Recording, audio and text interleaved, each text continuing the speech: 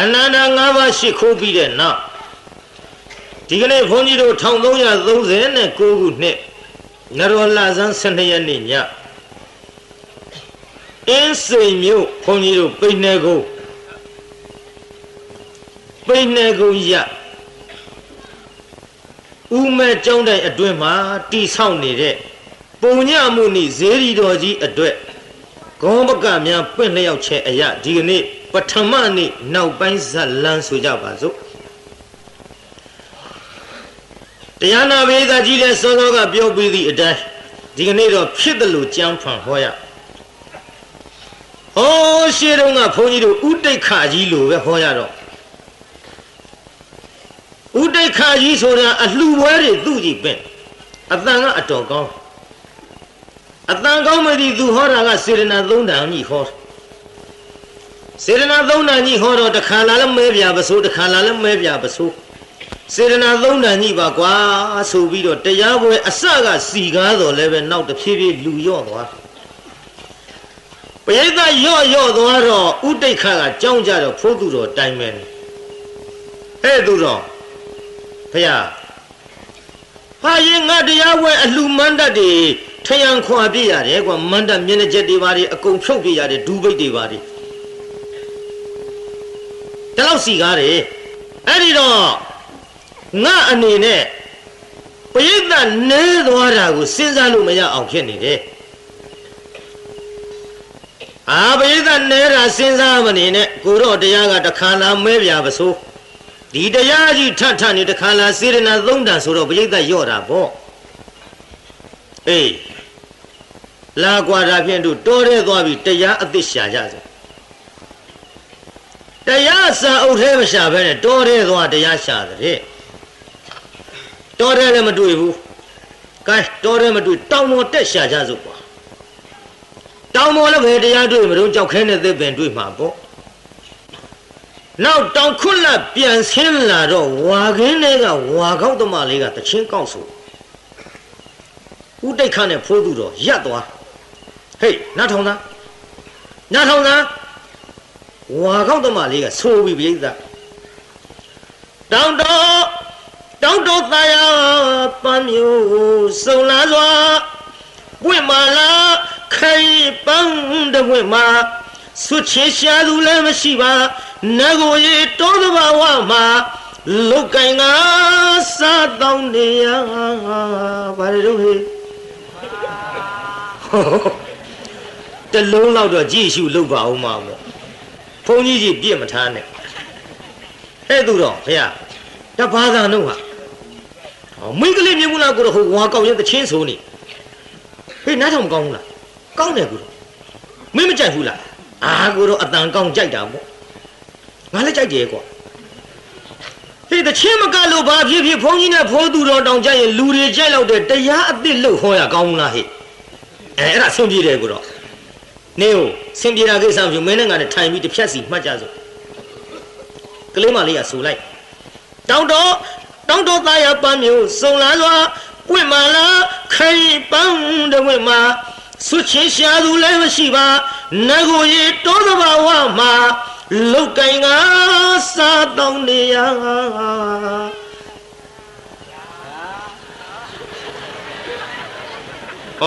အိမ်လေးရှိတယ်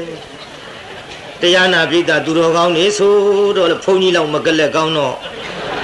ငါဘယ်ရောက်ဘူးလို့ပြီးတော့ငါထိတာပါအိမ်လေးလောက်နေသူတို့ကကန်ဒီတော့တရားနာပိဋကဘုန်းကြီးနဲ့ဖိုးသူတို့ဟေးဒီမှာသူတို့မင်းနဲ့ငါနဲ့စတ်စုလုပ်ကြစို့ကန်ကိုတော့ပါရဟေးငါကလေတောင်တော်သားရပန်းမျိုးစုံလာစွာကိုတော့တပည့်တော်ကလေပွင့်မာလားခိုင်ပန်းတဝင့်မှာဟေးငါက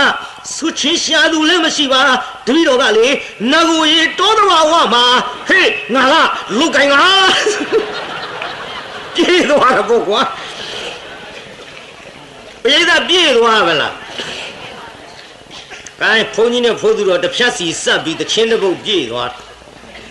ဟေးသူတော်ဖေရဟန်ကြတာပဲမနှက်ဖြင့်ကမောင်တုတ်ကြီးလူကပင့်ထားတယ်ကွာအဲ့ဒါမင်းမောင်ခ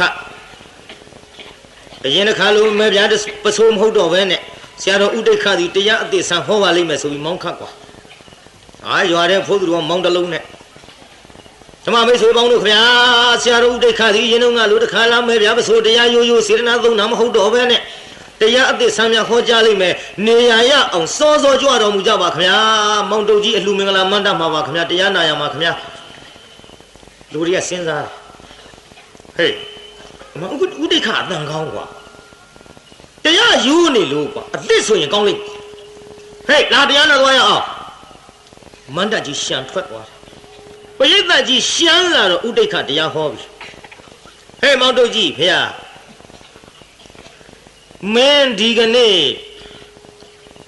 သာသနာအမွေခံယူတဲ့အချိန်ခါမှာသာသနာတအဘန္တရောညာတိတာလောဟိတောသာသနာတော်ကြီးနဲ့အတွင်းကြကြတရင်တဏီရွှေမျိုးဖြစ်သွားတယ်ကွအဲ့ဒါဒါယရခေါ်တယ်ဘာမှမဟုတ်ပါဘူးပြုတ်ကြတာ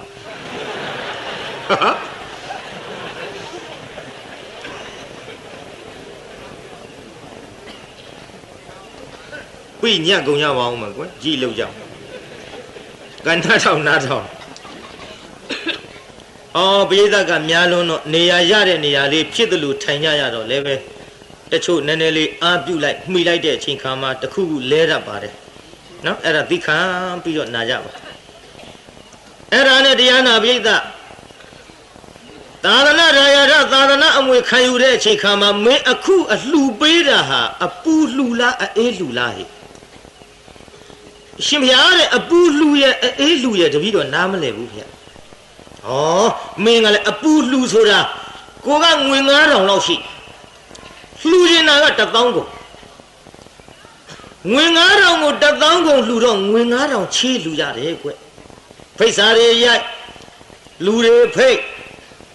ငွေ9000ကျွေးယူပြီးတော့လှူရတယ်ငါဖိတ်တဲ့လောက်ဖိတ်စာဖိတ်တဲ့လောက်မှလူတွေလာပါမလားကူငွေ9000လောက်မှရပါမလားမရလို့အိမ်ကနွားပေါင်းရမလားလဲပေါင်းရမလားနဲ့အဲ့ဒါလို့ငွေကူမျောပြီးစိတ်ပူလှူရတာအပူလှူခေါ်တယ်ကွာအာဒီလိုမဟုတ်ခဲနဲ့မိမိ900တက်နိုင်1000တက်နိုင်မုတ်တစာကြီးမပူဘဲနဲ့အပြတ်လှူလိုက်တာကအေးလှူခေါ်တယ်မှန်လားပါဗျာတပည့်တော်ငွေ900ကုန်လှူတာပါဗျာငွေ900ရှိတာနဲ့အပြတ်ဘလို့ရှိကမှချေငါပြီးလှူခြင်းမဟုတ်တပည့်တော်အေးလှူပါဗျာဒီလူကြီးလှူရအောင်ရှင်းဦးမစွာမင်းလှူမဲနဲ့ထားရှိတဲ့စေတနာပုပ္ပစေတနာခေါ်တဲ့ကွအခုလှူစဲကာလမှာမုံစစေတနာခေါ်တဲ့ကွအလှူကြီးပြီးတော့ငါလှူခြင်းနဲ့အလှူကြီးအောင်မြင်ပြီဆိုပြီးမသေးမချင်းနိဗ္ဗာန်ထိအောင်ဝမ်းမြောက်နေရမှာကအဲ့ဒါအပရစေတနာခေါ်တဲ့ကွလူတွေကအာလကားပါကွာတခါလာစေတနာသုံးနာမှုအသိဟောမယ်ဆိုလို့လာတာဒီသုံးတိုင်းပဲဟောတာပါပဲဟဲ့ပြန်ကြစို့ပြန်ပြီဖိုးသူတော်သူဖုန်းကြီးမကျေနပ်ဘူး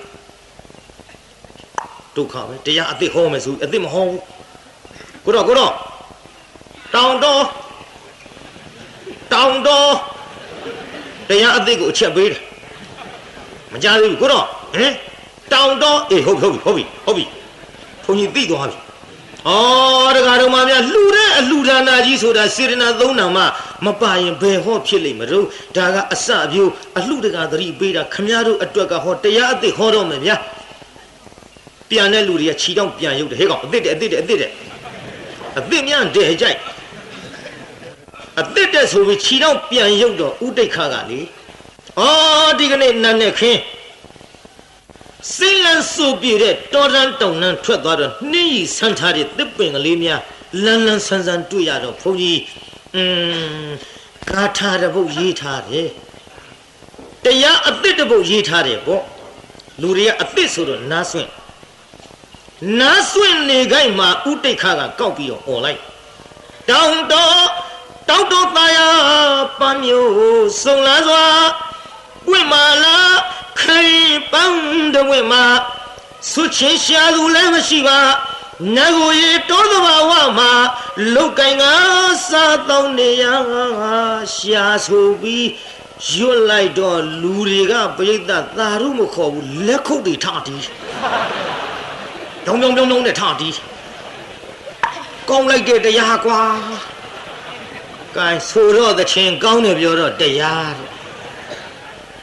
မြန်မာနိုင်ငံကြံလီကန်ကြော်ကြနေတာလေဘယ်မှမသွားဘူးကြုံလဲအဲ့ဒီပဲလှည့်သွားတာပဲတချို့ကပြောတယ်အိုးမင်းအတော်သင့်မင်းသားဘယ်မိလိမ့်နှုံကွာဒါပေမဲ့လို့လဲတရားနာပြိတ္တကြံလီကန်ဒီတခြင်းဆိုငိုတက်လာတဲ့ဘုန်းကြီးဆိုတော့မဆိုးမငိုပဲခေါ်လိုက်ရင်ပြိတ္တကကြုတ်ကိုအပြစ်တင်လာတယ်ပြင့်သူတွေကစပြီးတော့ရန်ထောင်းလာတယ်ရှင်ဘုရားတပည့်တော်တို့တရားဝဲခိုးတယ်ဘာဖြစ်လို့တုံးလို့ဆိုတော့ရှင်မရတရား6ကြီး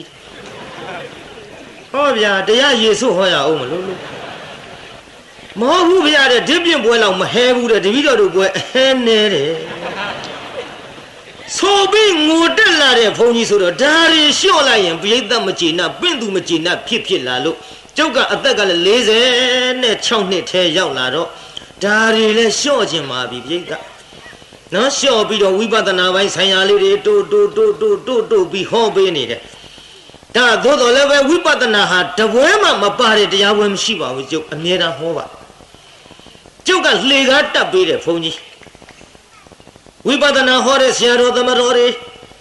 တီရီတက်နာခန့်ခန့်ညာညာဟောတဲ့တရားတွေကိုနာနိုင်ပါစေဆိုပြီးတော့ဘယ်လုံးမှတရားပွဲမလာတဲ့လူတွေဆိုးငိုရည်ပြီးတော့ရောက်အောင်ဆွဲခေါ်ကျုပ်ရှိကနာပြီးတော့ကျုပ်တက်ပြီးတဲ့လှေကားနဲ့တက်ပြီးတော့ဟိုတရားတော်ကြီးတွေနာနိုင်ပါစေလို့လှေကားတက်ပြီးတဲ့ဘုန်းကြီးပါဓမ္မကတိကတည်းကအောက်ပိတ်ဆုံးလှေကထစ်ပါအိမ်တဲ့အိမ်လှေကားရှိမှအထက်ထတက်ရတယ်လို့ဒါပေမဲ့လို့အထက်ထတက်တဲ့ချိန်ကဒီလှေကားနင်းတက်တော့ဒီလှေကားမမိတ်အပ်တယ်လို့ပေါ့ကျန်ဒီကံတရားနာပြီးတော့တချင်းဆိုငူတဲ့တရားတို့အစကတော့ပျော်လို့သွားနာတာနောက်တော့တော်ဖေးပြောင်းဦးမဟာဆိုပြီးအထက်ကိုတက်သွားပါအထက်တက်သွားပြီးတော့ကျုပ်တက်ပြီးတဲ့လှေကနင်းဘက်ကလေးကိုလည်းကျုပ်ပြန်သတိရကြပါဦးနော်ဒါကြောင့်မို့လို့တရားနာပြိဿသာသနာရေးဘာသာရေးပညာရေးလူမျိုးရေးစီးပွားရေးအသင်းဖွဲ့ခိုင်းကနာတိုင်းပြည်အုပ်ချုပ်တဲ့ပုဂ္ဂိုလ်ကစပြီးမပုတ်ခတ်ဖဲနဲ့ဖြောင်းပြောင်းတန်တန်ကိုနိုင်တဲ့ဘက်ကကိုတက်နိုင်ကြလောက်သာသနာကိုတစ်ဖက်တစ်လမ်းကအားရှိအောင်ပြုလာရပါသဖြင့်ကျုပ်အပေါ်မှာသီးခံခွင့်လွှတ်နိုင်ကြလို့လဲဆက်လက်ဟောနေတဲ့ဘုန်းကြီးပါမှန်ရလားပြိဿကြီးမှန်ပါဗျာကဲဒါကြောင့်ဒီကနေ့တော့ဖြင့်အရင်နေအခက်ချိုးချိုးဆိုတဲ့တရားကိုဟောမလို့ကျွတ်တို့သုံးလောကထောထသဗ္ဗညုမြတ်စွာဘုရားသခင်ကိုယ်တော်မြတ်ကြီးသည်သာဝတ္ထိပြေဇေရဝံကျောင်းတော်မှာတည်င်းသုံးတော်မူစဉ်အခါအဲ့ဒီသာဝတ္ထိမြို့မှာမဟာဝါနိစ္စခေါ်တဲ့ကုံတယ်မှုကြီးနဲ့တကွတရားနာပရိသတ်ရေလှဲသား900ကိုအကြောင်းပြုပြီးမြတ်စွာဘုရားဟောကြားပါအဲ့ဒီလှဲသား900ဒီခရီးမသွားခင်မှာဘုရားကိုယ်တော်မြတ်နဲ့တန်ဃာတော်အရှင်မြတ်များပင့်တန်ဃာတော်အရှင်မြတ်များကိုပင့်ပြီးတော့ဆံကတရားတော်များကိုနာတရားတော်နာကြပြီးတဲ့နောက်မြတ်စွာဘုရားတဲ့ဘုရားတပည့်တော်ဒီအရှင်ဘုရားတို့အားဆံကခြင်းအမှုသီလခံယူခြင်းအမှုတရားနာခြင်းအမှုတွေကိုပြု၍တပည့်တော်တို့သည်အယောင်အဝယ်ထွက်ကြတော့မှာပါဗျာအဲ့ဒါလိုမြတ်စွာဘုရားကိုလျှောက်ထားပြီးတော့ယရဏသုံးပါးစီကပ်ပြီးတရားနာပိဋကလှဲသား900ဟာကျွတ်တို့အယောင်ဝယ်ထွက်သွားကြအယောင်ဝယ်ထွက်သွားတော့သူတို့သွားတဲ့လမ်းမှာအင်မတန်ကြမ်းတမ်းတဲ့ခရီးကန္တာရရေလည်းမရှိဘူးပူလိုက်တာနေကလည်းပြင်းပြင်းထန်ထန်အရိတ်ခိုစရာသစ်ပင်ကြီးတပင်အောင်ရောက်ကြတော့အဲ့ဒီသစ်ပင်ကြီးကဘယ်သူပိုင်တယ်လဲနဂါမင်းပိုင်နဂါမင်းပိုင်တဲ့သစ်ပင်ကြီးအောင်ရောက်တော့စိလန်းဆူပြေတဲ့သစ်ပင်ကြီးကိုမြင်ရသဖြင့်ဟေးတငယ်ချင်းတို့သစ်ပင်ကြီးကြည့်ရတာဒုမျက်စိထဲမှာထင်းနေတာကိုကစိတ်ဆိုးနေတဲ့သစ်ရွက်တွေမြင်ရသဖြင့်ရေတော့ရတော့မှလိုလိုရေငတ်ပြေတော့မှလိုလိုနဲ့စိတ်ထဲမှာအလိုလိုချင်းချင်းတက်လာတယ်လာငါတို့ဒီသစ်ပင်ကြီးအရှိခိုင်းကိုဖြတ်ကြည့်ကြစို့ရေထွက်လိုက်မယ်ကွာဟောသစ်ပင်အရှိခိုင်းကိုဖြတ်ချလိုက်ထန်းလုံးလောက်ရှိတဲ့တရားနာပိဋကရေလုံးကြီးထွက်လာဟာဟန်ကြဟေးရေတွေကွာ ကောက်ကြချိုးကြသုံးကြခက်တကွယ်ရေတောက်လို့ကြီးလည်းမပေးဘူးကွာပါဇက်ကပါလာတော့ရေလည်းတောက်ခြင်းနဲ့ထမင်းလည်းစားခြင်းနဲ့နောက်ထပ်တို့ဒီရေနဲ့ကြီးအသက်ရှင်းနေမှာမဟုတ်လို့စားစရာတစ်ခုခုလည်းရလေဦးထင်းတယ်ဟဲ့တောင်မဲ့သစ်ပင်ကိုင်းဖြတ်ကြစို့တောင်မဲ့သစ်ပင်ကိုင်းဖြတ်လိုက်တော့ထမင်းနဲ့တကွသူတို့စားခြင်းနဲ့အာဟာရတွေအကုန်လုံးထွက်လာစားကြတောက်ကြဒီလိုစားတော့ပြီးတဲ့ချိန်ခါမှာထူပါဘူးကွာအရှေကိုင်းဖြတ်တော့ရေရတယ်တောင်မဲ့ကိုင်းဖြတ်တော့အစားအစာစားရဟေ့အနောက်ဖက်ကိုင်းဖြတ်လိုက်ကြအောင်စို့ကွာအနောက်ဖက်ကိုင်းဖြတ်လိုက်ဟာ16နှစ်အရွယ်ဝတ်စားတန်းစားနဲ့မိမပြူတွေ900ကိုပြိတ္တနဲတာမှမဟုတ်ပဲပြိတ္တမိမတွေဘယ်လောက်တို့900သူတို့ကလည်းဘယ်လောက်တို့900မလီအစစ်ကဲဆိုကြပါတော့သူတို့က900 250ဆိုရင်ဒီကောင်တွေသတ်မကုန်ဘူးလားလို့သတ်ကုန်ပါဘူးသတ်ကုန်ပါခုပြည့်အောင်ကွာ900ပဲဟာအမျိုးသမီးတွေအဲ့ဒီအမျိုးသမီးတွေနဲ့တယောက်စီပို့了ကွယ်မင်းတို့သိတဲ့အတိုင်းငါဆက်ပြောလည်းမကောင်းပါဘူးပြောကြပါကြစားကြတောက်ကြနဲ့နေလာလိုက်တာဟဲ့ခိတ္တရထားရကက်ဆက်ခုနဘာတွေထွက်လာတော့ဟဲ့အမျိုးသမီးတွေ900ထွက်လာ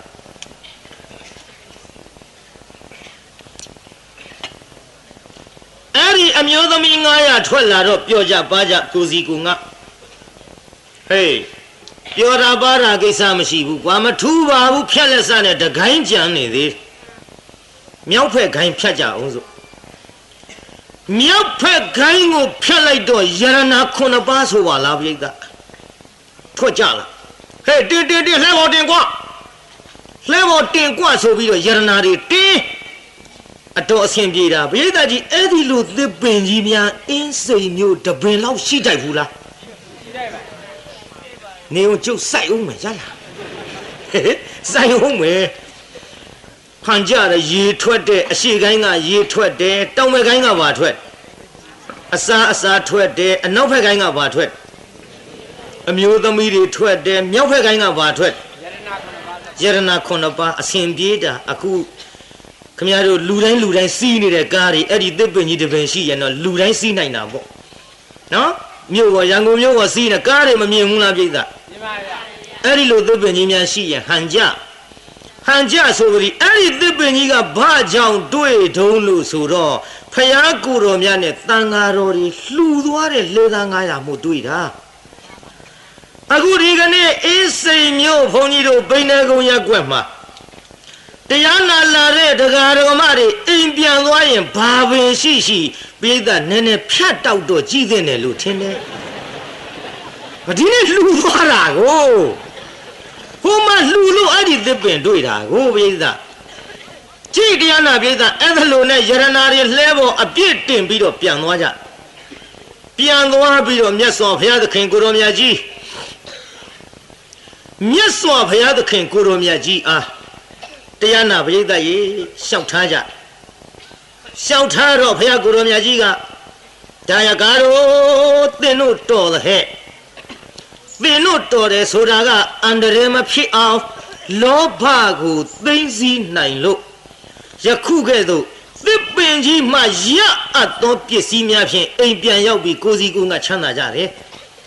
အကယ်၍များလောဘကိုမသိမ့်စည်းနိုင်ရင်သင်တို့အသက်ဆုံးဖွယ်ရာရှိတဲ့ဒါယကာတို့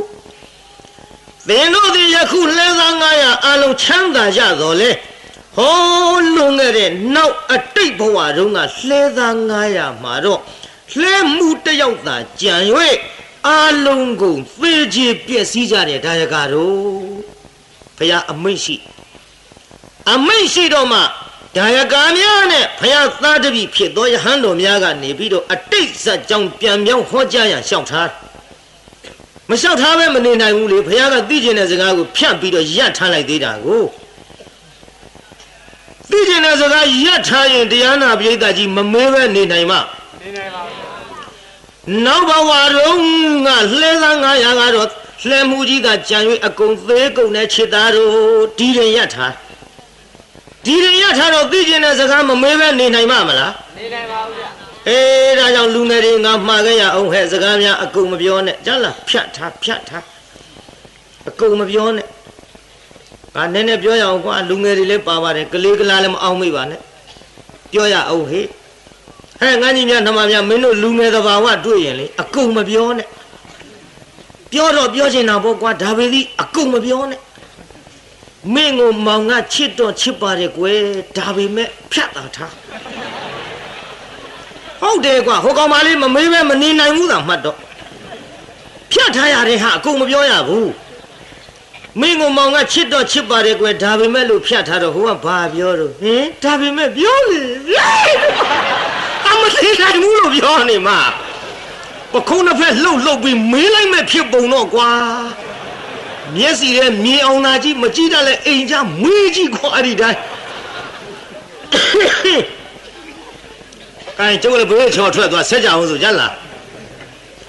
ဒီလိုနဲ့တရားနာပရိသတ်ရေလောကုတ်တရားလဲထုံနည်း၎င်းမှတ်ပါမြတ်စွာဘုရားနောက်ဘဝကလောဘကိုမသိသိနိုင်လို့ဘယ်လိုသိချင်ပြည့်စည်ကုန်ကြတယ်ဆိုတာအတိတ်ဇာကြောင်းပြန်ပြောင်းပြီးတော့ဟောကြားတော်မူပါဘုရားလို့အဲ့ဒီကဲ့သို့လျှောက်တော့မှဘုရားကိုယ်တော်မြတ်ကအတိတေပါရာနှစ်သိရန်အစချီသဖြင့်ဒါရကာတို့ချစ်သားတို့တဲ့ဟောလူလေပြီးတော့နောက်ဘဝဘာယာနာခေါ်တဲ့တိုင်းပြည်ကြီးမှာလှဲမှုကြီးနဲ့တကွလှဲသား900ရှိကြတဲ့ကွအဲ့ဒီလှဲသား900သည်မိမိတို့ရောင်းစရာဝယ်စရာပစ္စည်းများကိုအလုံးကိုလှဲပေါ်မှာတင်၍ခရီးထွက်ကြတဲ့ခြေသားတို့အဲ့ဒီလိုခရီးထွက်သွားကြတဲ့ချိန်ခါမှာသဲကန္တာရအမတန်နေပူပြင်းတဲ့နေရာမှာရောက်သွားတော့သစ်ပင်ကြီးတစ်ပင်ရှိတဲ့ခြေသားတို့အဲ့ဒီသစ်ပင်ကြီးရောက်ကြသောခါသစ်ပင်ကြီးကြည့်ရတာစိမ့်လန်းဆူပြေပါပြီအဲ့ဒီသစ်ပင်ကြီးကလည်းခြေသားတို့ငကားအုပ်ဆိုးတဲ့ခြေသားတို့ငကားပိုင်သားသစ်ပင်ကြီးအောက်ရောက်ကြတော့အဆွေတို့ဘယ်နဲ့တော့ငါတို့ဒီသားတကွဲမရတကွဲနဲ့ထွက်ပြီးတော့လာလိုက်ကြတာသဲကန္တာရရောက်လာတော့ရေတောက်စရာလည်းမရှိနောက်ပြီးတော့လေစားစရာလည်းမရှိဝတ်စရာကလည်းငါတို့ပါလာတာနဲ့ရှေ့ဆက်သွားကြမယ်ဆိုရင်ဖြင့်အတိဒုက္ခရောက်ကုန်ကြတော့မှာပဲဘယ်လိုကြံ့ကြမလို့မပူကြနဲ့ဆွေတို့သစ်ပင်ကိုကြည့်ကြစမ်းဟောဒီသစ်ပင်ကြီးကိုကြည့်ကြစမ်းသူ့ကြည့်ရတာမျက်စီတဲ့စိလန်းစူးပြေုံနဲ့မကတခုခုဖြတ်တောက်ပြစ်လိုက်ရင်ငါတို့ငတ်နေတဲ့ရေတွေထွက်လာလိမ့်မယ်လို့ထင်တယ်ကောင်းပြီဒါဖြင့်အရှိခိုင်းကစပြီးတော့တို့ဖြတ်ကြစို့အရှိခိုင်းကစပြီးဖြတ်ကြစို့ဆိုပြီးဖြတ်လိုက်တာတရားနာပိဋကရေတွေထမ်းလုံးတော့ထောင်ပန်းလာဟာဟန်ကြရေတွေကွာတောက်ဟဲချိုးဟဲသုံးဟဲနဲ့ရေတွေကိုတောက်ကြဒီရေကလည်းပဲခင်ဗျားတို့ကျွတ်တို့စဉ်းစားကြည့်မယ်ဆိုရင်အခုခရီးသွားကြတဲ့လူတိုင်းလမ်းမှာများသောအားဖြင့်ရေငတ်တတ်ကြရေငတ်တဲ့လူတိုင်းကရေတောက်ရသလားဆိုတော့မတောက်ရဘူးပိဋကကြီးတောက်ရရဲ့လားမတောက်ရဘူးနော်ဒါကြောင့်ရေလှူကြပါရေငတ်တဲ့အပြစ်မှာကင်းရေလှူခဲ့တဲ့လူကြရေမငတ်ဘူးဘယ်လိုရေမငတ်တာတို့ရေစာတော့ရေအိုးစင်တွေ့မိမိရေစာတဲ့အချိန်မှာရွာတွေ့ကားစီးသွားအောင်တော့မိမိရေစာတဲ့အချိန်မှာအဲ့ဒီကားကရေအိုးစင်ရှိတဲ့နေရာမှာရက်ရက်သားဖြစ်တယ်ရွာရှိတဲ့နေရာမှာရက်ရက်သားဖြစ်တယ်ဘိန်းပေါက်ချင်အောင်တော့ရေတွင်းရှိတဲ့နေရာနားမှာပေါက်တယ်ရေလှူခဲ့တဲ့အကျိုးကျေးဇူးရေမငတ်ဘူးဗျဒါကြောင့်ဒီရေအကျိုး10ပါးကိုဘုန်းကြီးထည့်ဟောဘူးတာပေါ့ကဲနောက်ကလက်ချိုးပြီးလိုက်ဆိုစမ်းပါဒီလက်ချိုးဆိုနော်သက်ရှိဆင်းလှချမ်းသာရဗလဉာဏ်ပညာဘယ်နှခုရှိတော့ လက်ရင်မြန်တန့်ရှင်းကြော်စောခြင်းမုတ်ကင်းချွေရန်သာဘယ်နှခုတော့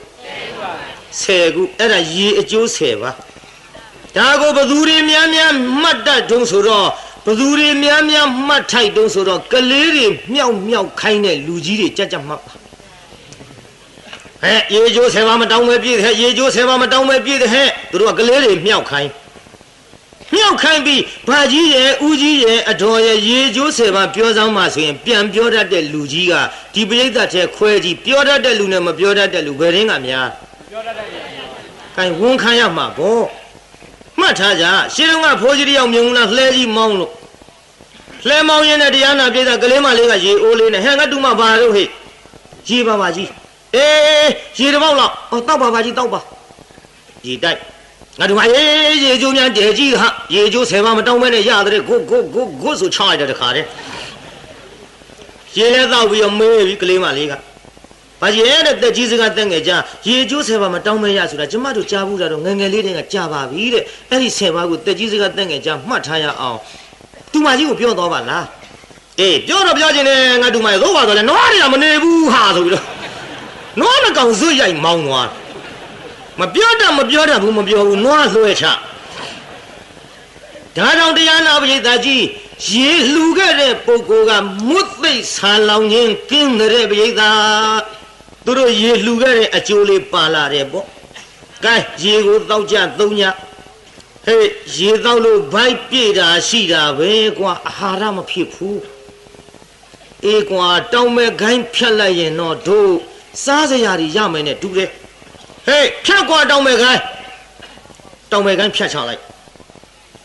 တောင်းမဲ့ခိုင်းလေးဖြတ်ချလိုက်ရရောတရားနာပရိသတ်ကြီးအစားအစာတွေကြလာဟာဟေးစားကြကွာနဲ့အားရပါရကြီးစားကြ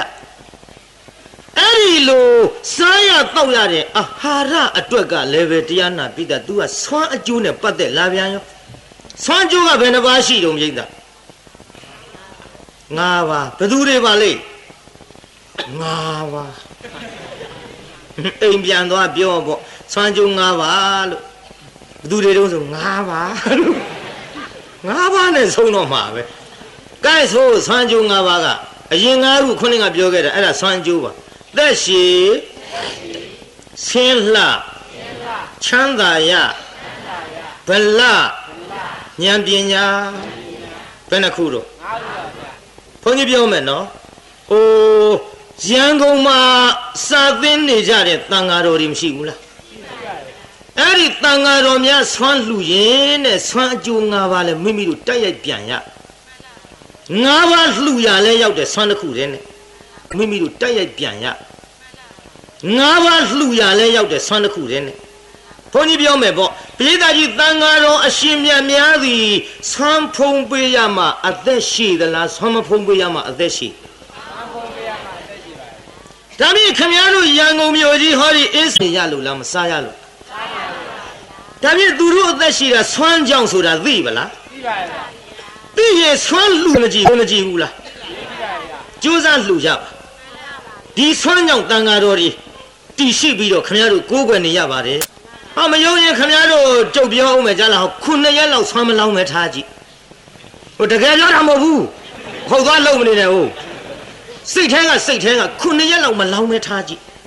စိတ်ထဲကထားကြည့်တော့ gain ပရိသတ်ကြီးဒီအင်းစိန်နဲ့ရန်ကုန်မှာရှိတဲ့တန်ဃာတော်တွေက9ရက်ဆွမ်းမလောင်းမဲထားတဲ့မြို့နေပါမလားနေပါဘူးဗျဖြစ်ဘူးဟေးရင်တော့ကတော့ကျွေးနေလို့တို့စာပေပရိယသင်ကြားနိုင်တာအင်းစိန်ကဆုံးမကတော့ဘူးဟာဆုံးမလောင်းတော့ဘူးဟာအရန်ကုန်မြို့ကလည်းဆုံးမလောင်းတော့ဘူးဟာမဖြစ်ဘူးဟေးဂျိုင်းငါတိကျသေးကုန်နဲ့ကျွေးတဲ့နေရာပြေးကြလို့ခမည်းတော်မြို့ဒီတန်ဃာတော်တွေကပြည့်ထားခဲ့တော့မယ်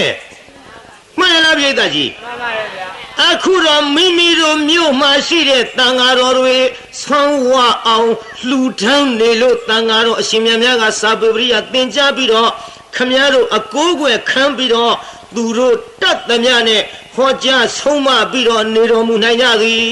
မှန်လားဒီတိုင်းဒါကြောင့်တန်ဃာတော်တွေဆွမ်းဖုံးပေးရလို့အသက်ရှိသလို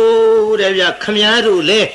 အသက်ရှိတဲ့အကျိုးတရားကိုပြန်ပြီးခံစားရပါလိမ့်မယ်ဟောနောက်တစ်ခု Tangaro Ashimia Bidaji, Swam Pong Bayama, a sin la, the last Swam Pong Bayama, a sin la. Tabi Guroli Lani, the Swansayalu, Lamasayalu. Swansayalu. Swamasaya is Lala Baba Pipa. Tada, Tangaro Ashimia Yagu, Swan Lujendi, a sin Lura Nele, Tubare. Dilo Tangaro Ashimia, Swan Pong Bayalu, a sin la the low, Kamiarulet, Nanayama, a sin lare, a Jutayari, Taya Piambido, Kanzaya Valley, you Yalabiza. Now the Kubare Chanda Gigi Chanda Gigi, so that busy Chana must say Chana. My love only Biora.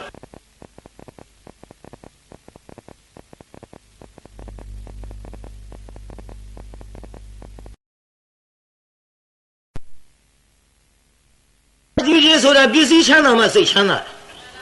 My love only Biora. Busy Chana must say Chana. 他让当阿罗西面面上风不呀，按陆家的品，谁来抢那的？当阿罗西面面过来抢那。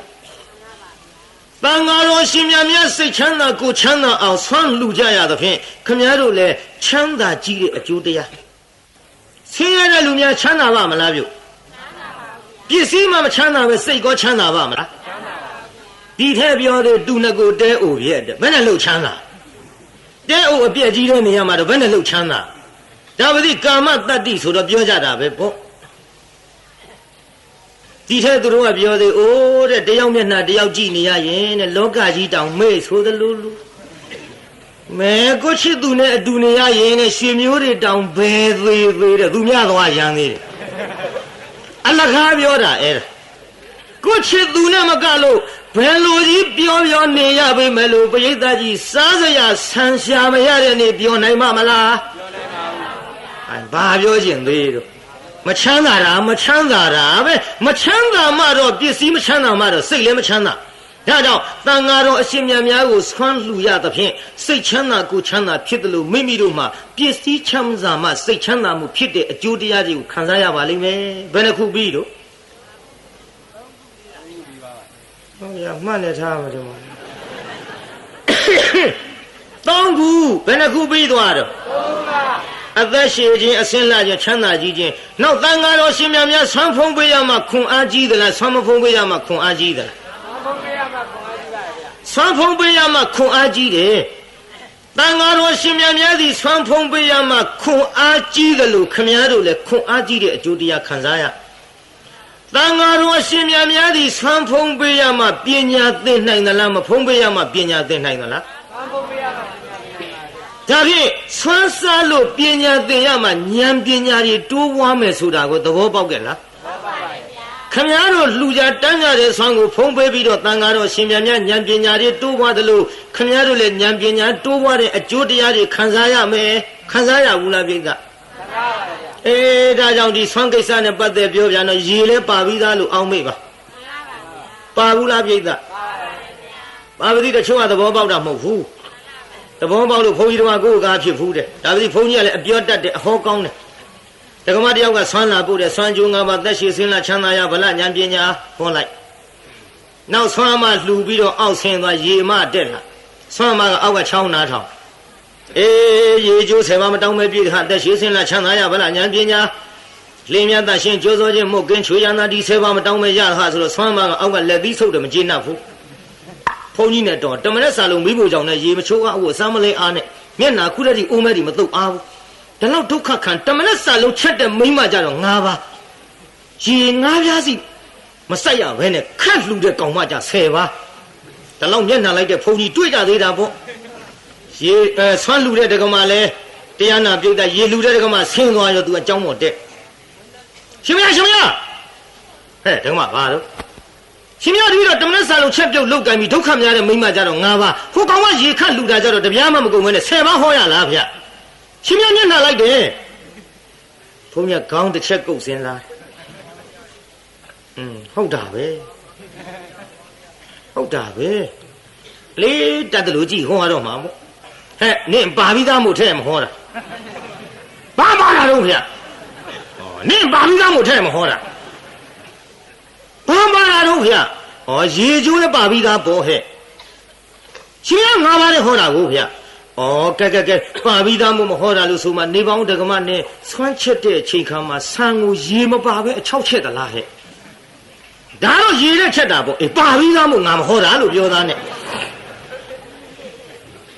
ပြီးတော့ဟင်းချက်တဲ့ခါရောဟင်းချက်တဲ့ခါလည်းပါတာပေါ့ပဲဒကမတော့နည်းနည်းပြော့သွားပါပြီးသားမို့ထဲမဟောတာဟိုမိန်းမကရေလူတွေအကျိုး10ပါးနင်ကလေဆွမ်းအကျိုး5ပါးရေအကျိုး10ပါးဆိုတော့15ပါး5ပါးတောင်ပို့သဗျာဒကမကိုပြုံးစီနဲ့ပြန်သွားပြီးနောက်ရကြတော့အမွေခေါင်းပေါ်ကဆက်ပြီးနောက်ရကြတော့အမွေခေါင်းပေါ်ကဆုံးအိုးအမွေခစောင်းကရေအိုးဘုန်းကြီးခေါ်တတ်တော့လေအစင်းကိုပြေလို့ဒါကြောင့်တရားဟောဘုန်းကြီးများလည်းလွယ်တာမဟုတ်ရှမ်းပြေရောက်တော့ပရိတ်တောင်ပြင်ရွရရန်တုံနိမိတ်တံအဝမင်္ဂလင်းစဆိုတော့သူတို့အင်းဝကြီးထဲတဲ့တို့ရှမ်းပြေမပါဘူးဆိုလို့ဘုန်းကြီးတစ်ပါးကပြင်ရွတယ်ရန်တုံနိမိတ်တံရှမ်းပြေမင်္ဂလင်းစဆိုတော့အမလေးရှမ်းမတွေကြည်ညိုတာဆိုပဲပြိဿရဲ့ပြီးတော့ရှမ်းမတွေကသူတို့လှူတဲ့ပစ္စည်းကိုအကုန်စစ်စစ်ငါပါသရင်လားပြောင်းမှုပြုတ်တို့ငချောက်ပြားတို့ပဲလင်းငွေတို့ပေါ့ဗျာစုံးနေအောင်ပါသရင်လားပါသရင်တော့တရားနာပြိဿဘုန်းကြီးကလည်းပဲပါဠိကရှာမရပါဠိရှာမရတော့ဖြစ်တယ်လို့တော့ကျမ်းဖန်ချရမှာမပါလို့လည်းမဖြစ်ဘူးဘုန်းကြီးကရေစက်ချတဲ့ထဲ့ချလိုက်ရှုပ်ထွေးစအမွှေးဆုပ်ဆုပ်ပြောင်းမှုပြုတ်ကို၎င်းဘုန်းကြီးကပါတယ်ပြိဿပါဠိစာရှာမရတော့ပြုတ်ပအရေးကြီးတာကိုပြိဿမနဟောဖောသူတော်ဝိဇ္ဇုလို့တယ်လို့ပေါ့ဂဟပဒံလမ္ပတိတိဖောသူတို့ဂဟပဒံကြောက်ကိုလမ္ပတိလို့တဲ့ဣရိသမထိုးကြောင့်ဖောသူတို့ကြတော့ဖောသူတို့ဆိုချလိုက်တဲ့ခါပဲချပြီးဟိုကရှုပ်ထွေးစအမွှေးဆုပ်ဆုပ်ပြောင်းမှုပြုတ်ကို၎င်းရှေတေတေစပဲလင်းငွေကြီးကို၎င်းပါဠိကရှာမရပြတာတာစကခြုံပြားကြီးကို၎င်းလုံတုံတုံစအုံကြီးကို၎င်းလုံးပြုတ်ရှည်စငပြောကြီးကို၎င်းဘုန်းကြီးချမ်းပါရောက်ချတာလုံးပြီးပြုတ်ပြီးသူကနည်းနည်းရှည်တယ်ကိုငပြောကြီးကလုံးပြုတ်ရှည်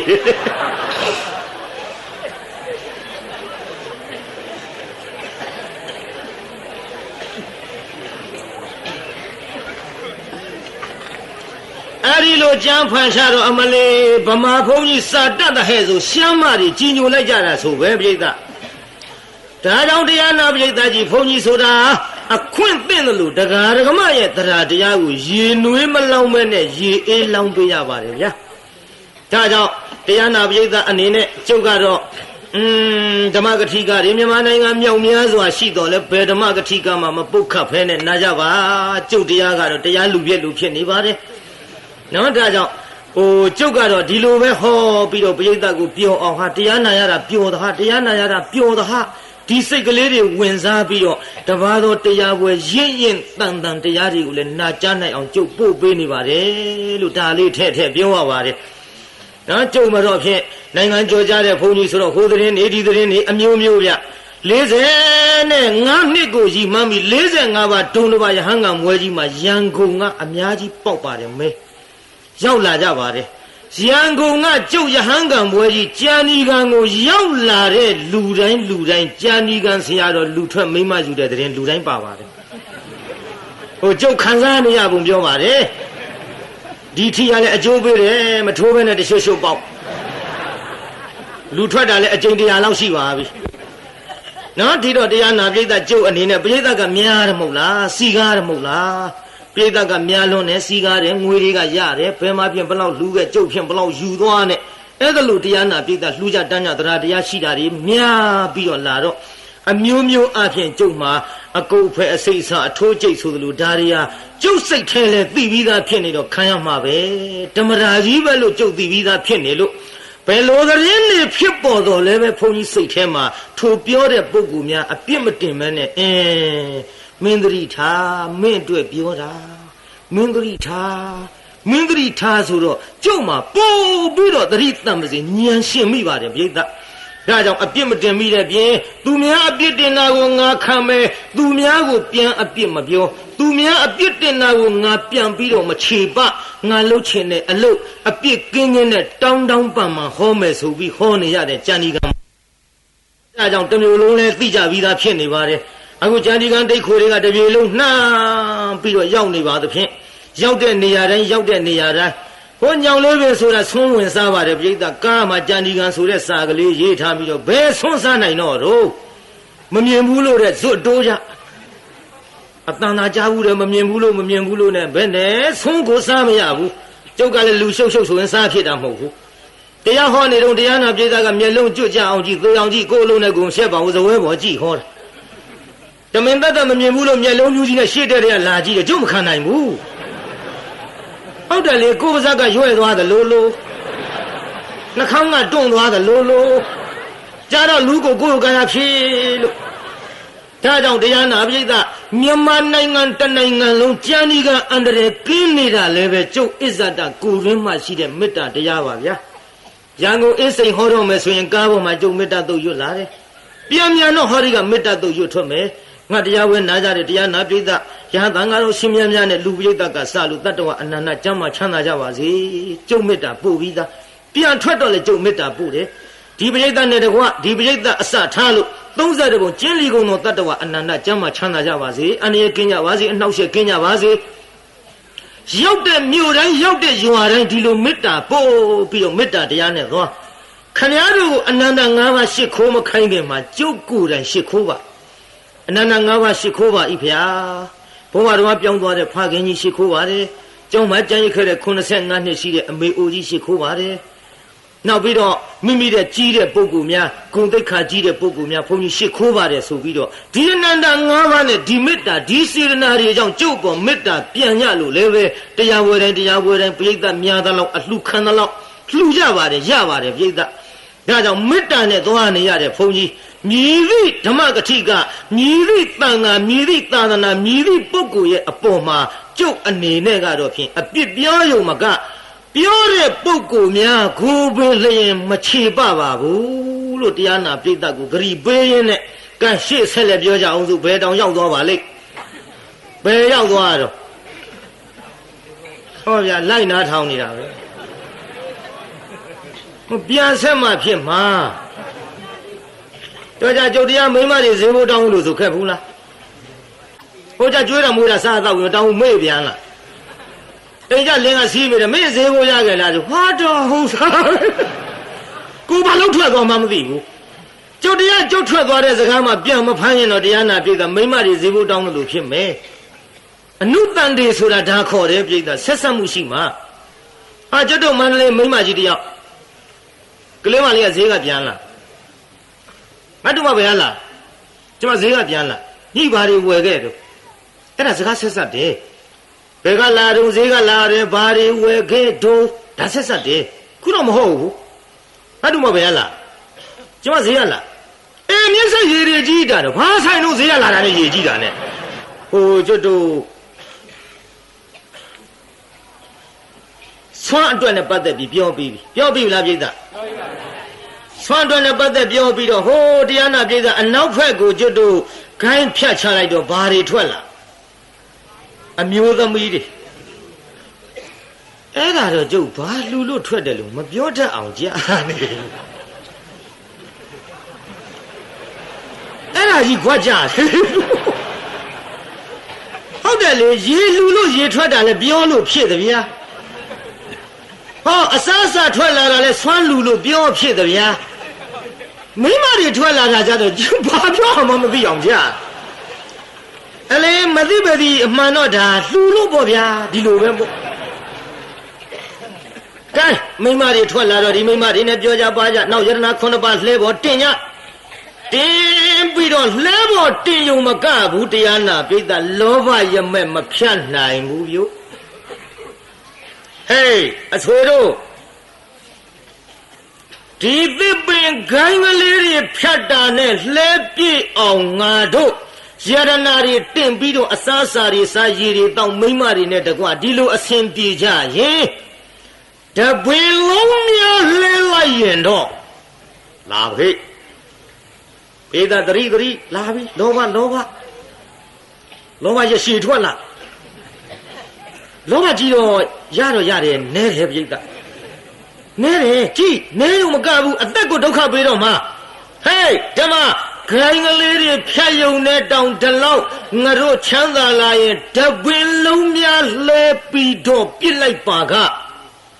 လက်မှုကြီးကပြောတယ်မောင်တို့မလုပ်ကြနဲ့သူတပင်အောင်မနေသူအရေးကိုချိုးသူ့ခိုးဝေးရမဲ့တဲ့ဘဝမှာနေပြီးတော့ငါတို့ကသူ့ကိုခိုးဝေးရအောင်သူ့အာကိုတမှုပြုတ်ပြီးတော့စမ်းလာခဲ့ရတယ်မဟုတ်လားရှင်ကဒါလည်းတော့ခဲရပြီအစာဆန်းကဒါလည်းစားခဲ့ရပြီတာရဝဲမရခွဲနဲ့လာခဲ့ရလို့မိမတွေလည်းပြုတ်ကြလာလိုက်တဲ့အနောက်ဘက်ကိုင်းကဒါတွေပြောပါခဲ့ရပြီဟောအနောက်ဘက်မြောက်ဘက်ကိုင်းဖြတ်လိုက်ပြန်တော့လေရတနာတွေလှဲပေါ်ပြေးပြီးတော်ရောပေါ့ကွယ်ပြန်ကြစုအိုးမဟုတ်ဘူးဒါတော့ချမ်းသာရုံနဲ့ဘယ်ဖြစ်လိမ့်တသက်လုံးစားမကုန်အောင်ဟေးလာတဲလာလို့ဟေးလာဒါယူခဲ့ဒီကောင်လေးမလုပ်တော့လာလဲဖို့ပိဿသေပင်ကြီးလဲဖို့လဲကြံစီရောတရားနာပိဿဘယ်လဲခံလိမ့်နုံငကားကလည်းမခံဘူး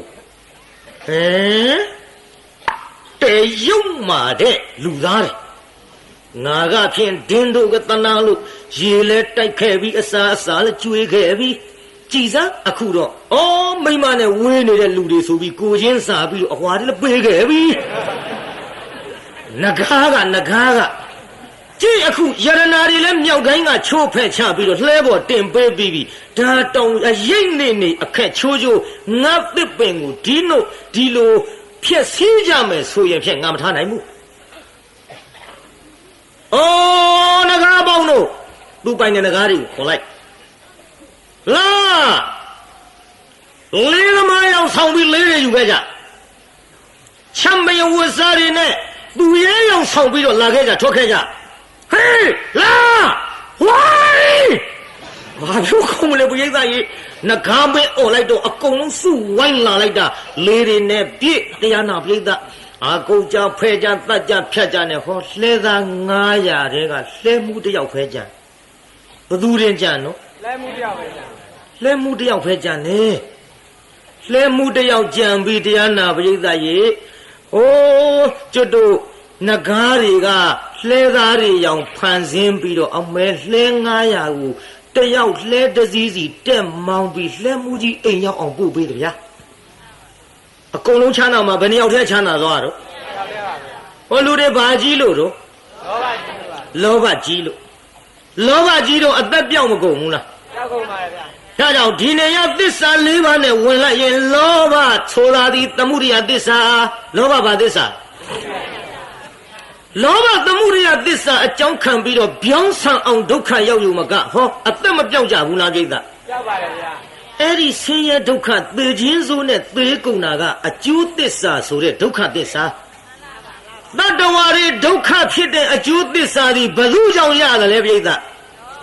လောဘဆိုတဲ့သမုဒိယအကြောင်းသစ္စာကြောင့်ခင်ဗျားတို့ခုကြုံမင်းမဲ့ဟောဒီတရားနာပရိသတ်ကြီးအားလုံးကြုံမင်းမဲ့နော်ကိုရှိတဲ့စည်းစိမ်လေးနဲ့ချမ်းသာနေတယ်မထင်နဲ့ပြစ္စုပါဒနဲ့ခန္ဓာပြီးဒုက္ခခန္ဓာ၅ပါးရလာကြတဲ့ကစံဝတ်နေရေးအတွက်ဒါတွေမကဘူးပြိဿဖခင်ကိုတော်မြတ်ကြီးကဒီခန္ဓာနဲ့ပတ်သက်ပြီးအဆင်းရဲဆုံးလို့မဟောဘူးလားပြိဿဟုတ်ပါဗျာဒါဖြင့်ခင်ဗျားတို့ဒီခန္ဓာကြီးရပြီးတော့လာတဲ့ပုဂ္ဂိုလ်တွေဒီအခုတရားနာပြိဿအားလုံးဆင်းရဲသလားချမ်းသာလားဒီဆင်းရဲတွေခင်ဗျားတို့ဘယ်သူကြောင့်ရသမုဒိယကြောင့်သမုဒိယတရားကိုကောက်တော့ဘယ်သူတော့လောဘပိဋကကြီးခင်ဗျားတို့ဒုက္ခဆင်းရဲမှုမှမလွတ်ကင်းကြဘူးလားလူကင်းကြရင်ဆင်းရဲတဲ့အကြောင်းတရားဖြစ်တဲ့ဘယ်သူဖြတ်ရမှာလောဘဖြတ်ရမှာဘယ်သူဖြတ်ရမှာတော့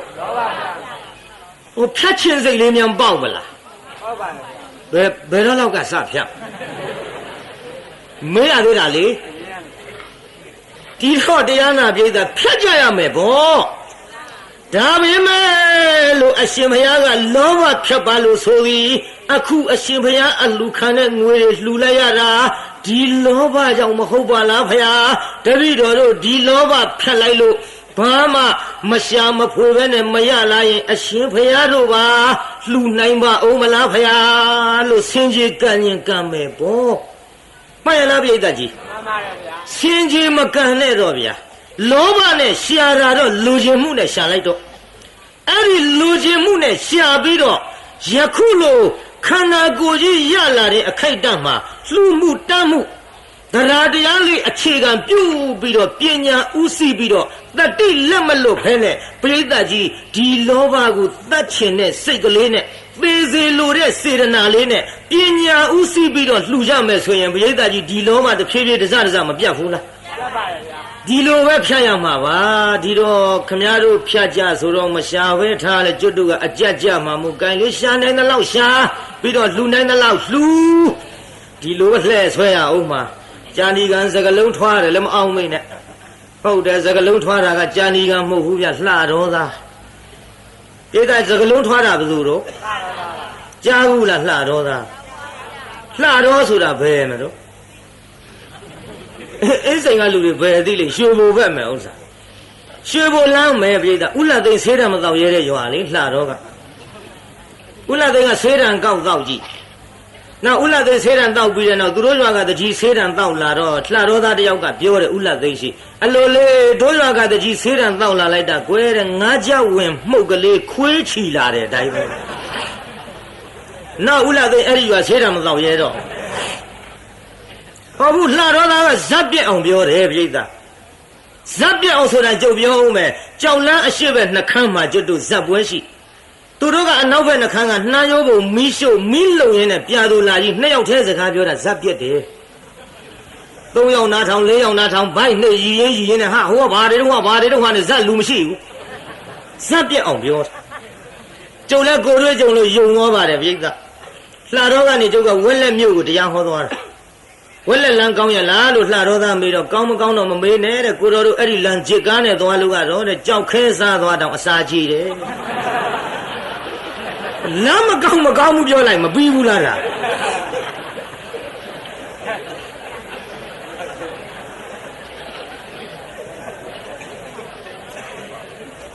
စကားပြောရင်တရလွန်ပြောတယ်ဒီတာတော့ဝက်လက်ကမစီးဘူးဖရတယ်ဘာဖြစ်လို့တော့ဆိုအိုးတဲ့နောက်ကဂလုံးနဲ့လန်တောင်လှဲ့ကြည့်ရေစီလှဲကားနှေးတယ်ပြောလိုက်ပြီးဘူးလားရေစီလှဲကလန်တောင်ညာတဲ့စကားတရလွန်ပြောတာဒီထက်သူတို့ရွာနာမတရားနာပြည်သားကျတို့ပေါက်တော်ရွာဆိုတာရှိတယ်ဘုန်းကြီးတွေစာပြန်မွဲရှိဘုန်းကြီးတွေစာပြန်မွဲကကျတို့ကြက်သားတံပေါင်းနဲ့ဆွမ်းကတ်အဲ့ဒါလှတော်သားကလိုက်သွားပြီးပြန်လာတော့ပြောဝါတဲ့ဘုန်းကြီးတွေစာပြန်မွဲဆိုလို့သွားပါတယ်လက်ဆက်ကတော့ဘုန်းကြီးအေးကိုကွာလို့ဆိုတယ်ကျက်သားတံပေါင်းနဲ့ကတ်တာနဲ့ဘုန်းကြီးအေးဘုန်းကြီးတွေကလည်းစားလိုက်တာဟဲတဲ့ဝေသားလီပြီးဘလူးကြတဲ့အတိုင်းအယိုးကြီးချလို့ပြောတာပြိဿရဲ့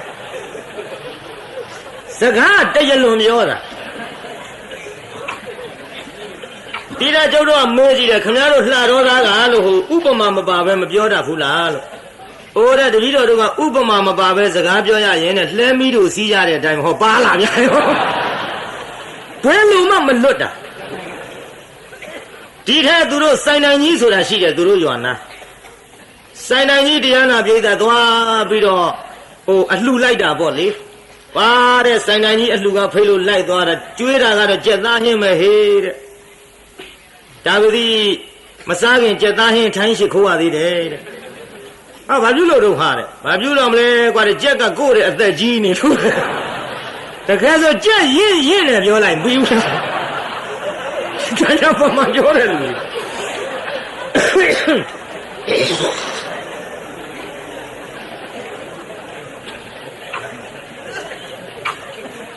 ဒီဟဲ့ကျွတ်တော့ကမဲတယ်လေသူတို့ကားစိတ်ရောက်တော့ခင်ဗျားတို့လှတော့ကားစိတ်ကားပေါ်ရလားလို့ဟိုတဲ့ကားပေါ်တာတော့ပြချီးခါတဲ့အတိုင်းပဲ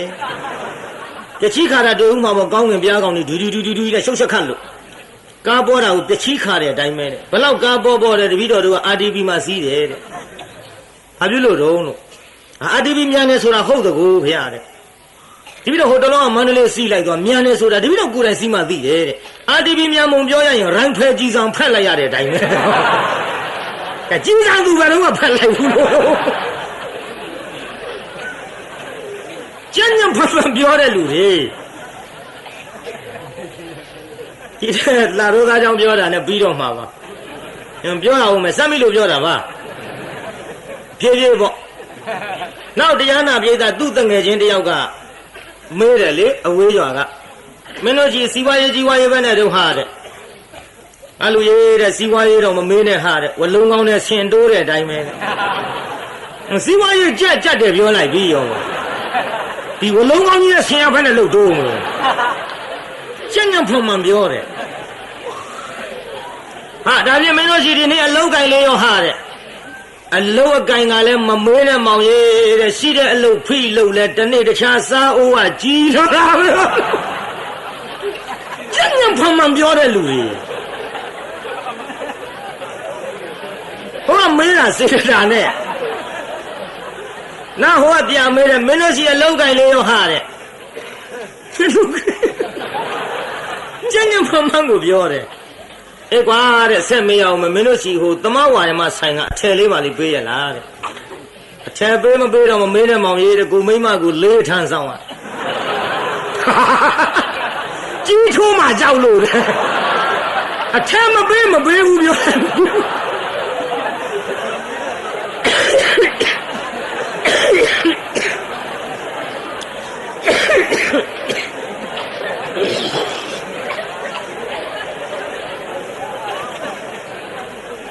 လာတော့သားကြောင့်ပြောတညာလုံးပြီးမှာမဟုတ်ပါ